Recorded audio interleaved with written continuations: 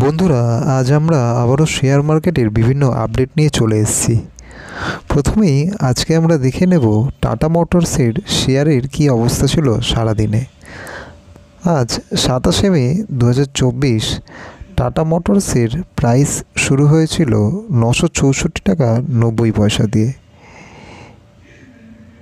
এই প্রাইস মাঝখানে কিছুটা অনেকটাই ডাউন হয়ে গেছিলো, প্রায় 950 বা 954-55 কাছাকাছি ছিল। কিন্তু বেলা যত বাড়তে থাকে আর মার্কেট ক্লোজ যতক্ষণ না হতে থাকে, এর প্রাইস প্রায় 966 বা 970-এর কাছাকাছি ঘুরতে থাকে। আপাতত এই শেয়ারের প্রাইস রয়েছে, আপনারা দেখতেই পাচ্ছেন স্ক্রিনে, 959 টাকা 20 পয়সা।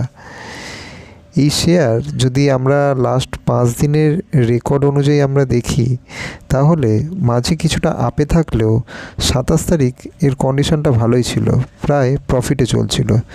কিন্তু এই মুহূর্তে এই শেয়ারটি এখন লসে রান করছে মানে আমরা বলতে চাইছি খুব একটা বেশি লসে নেই, কিন্তু প্রায় -1.5 টাকা মতো লসে রয়েছে, যা প্রায় 0.14%, 1%ও নয়, কিন্তু অনেকটাই লসে রয়েছে।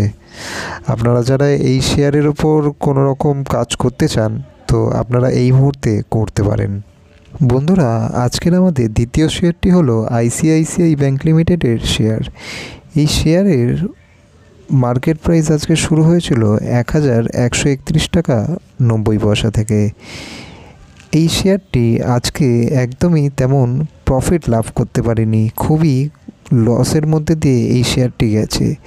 বর্তমানে এই শেয়ারটি লসেই রান করছে, কারণ এই মুহূর্তে এর প্রাইস রয়েছে 1129 টাকা 55 পয়সা।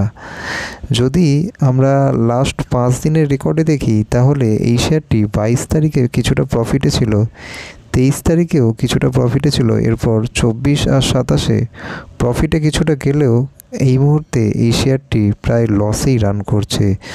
আপনারা যারা এই শেয়ার নিয়ে বর্তমানে কাজ করতে চান বা ভবিষ্যতে যদি কাজ করতে চান, এই শেয়ারটিকে আপনারা হাতে রাখতে পারেন।